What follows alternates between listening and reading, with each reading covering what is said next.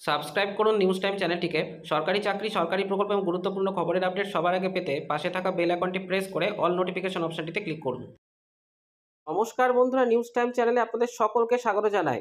বন্ধুরা, কোনো সরকারি কর্মচারী মৃত্যু হলে তার একেবারে নিকট আত্মীয়ের চাকরির পাওয়ার ক্ষেত্রে যে সমস্ত নিয়মাবলী প্রযোজ্য ছিল তা শিথিল করতে চলেছে সরকার। তো আগামী দিনে এই চাকরি সংক্রান্ত ব্যাপারে কি কি নিয়মাবলী প্রযোজ্য হবে সেই সম্বন্ধে বিস্তারিত তথ্যটি আমরা আজকের এই ভিডিওটিতে জেনে নেব। বন্ধুরা, ভিডিওটি ইনফরমেটিভ হয়ে থাকলে অবশ্যই একটি লাইক দেবেন, শেয়ার করে দেবেন এবং নিউজ টাইম চ্যানেলটিকে অবশ্যই সাবস্ক্রাইব করে দেবেন। তো বন্ধুরা, সময় নষ্ট না করে বিস্তারিত ভিডিওটি দেখে নেওয়া যাক।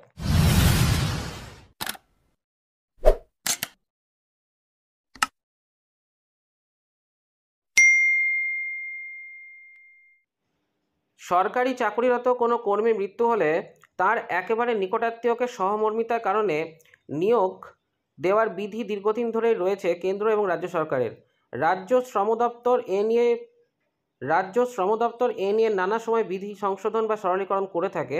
প্রশাসনিক সূত্রের খবর, কিছুদিন আগে আদেশনামা দিয়ে সরকার আরও কিছুটা সরলীকরণের পথে হেঁটেছে।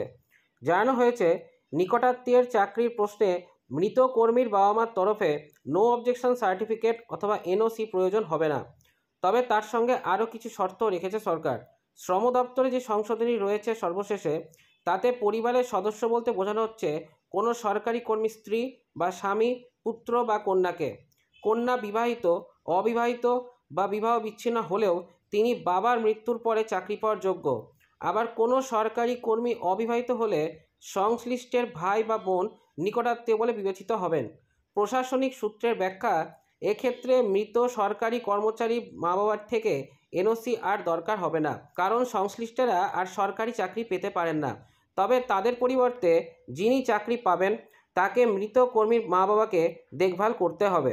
সরকারি আদেশনামায় বলে দেওয়া হয়েছে, যিনি চাকরি পাবেন তিনি পরিবারকে বাকি নির্ভরশীল সদস্যদের দেখভাল করছেন সেই মুচে লেখা সরকারকে দিতে হবে প্রতি বছরে। তবে এমন হতেই পারে কোনো সরকারি কোনো মৃত্যুর পর তার পরিবারের একাধিক সদস্য চাকরি পাওয়ার যোগ্য, অথচ সরকার চাকরি দেবে একজনকে। সেক্ষেত্রে যিনি সেই চাকরির আবেদন করবেন তার চাকরি পাওয়ার আগে বাকি সকলকে এনওসি দিতে হবে, তবেই সেই চাকরির আবেদন বৈধ বলে ধরা হবে। নির্দেশিকায় জানিয়ে দেওয়া হয়েছে, কোনো কর্মীর মৃত্যুর পর তার সরকারি চাকরি পেয়ে সংশ্লিষ্টের স্ত্রী দ্বিতীয়বার বিবাহ করলেও স্বামীর মৃত সরকারি কর্মীর মা বাবা সহ নির্ভরশীল সদস্যদের ধারাবাহিকভাবে দেখভাল করতে খরপোশ দিতে বাধ্য থাকবেন। সংশ্লিষ্ট নির্দেশিকাদের সামনে রেখে পুলিশের জন্য একই বিধি চালু করেছে রাজ্য। সব zonal IG, police commissioner Kolkata ছাড়া জোনাল ডিআইজি, পুলিশ সুপার সহ বাকি পুলিশ কর্তাদের এই তথ্য জানিয়ে দিয়েছেন রাজ্য পুলিশের কর্তারা। বন্ধুরা, এই ছিল বিস্তারিত খবরটি আপনাদের কাছে কতটি ইনফরমেটিভ মনে হয়েছে তা অবশ্যই ভিডিও কমেন্ট সেকশনে কমেন্ট করে জানাতে ভুলবেন না। চলুন, দেখা হচ্ছে পরের ভিডিওটিতে।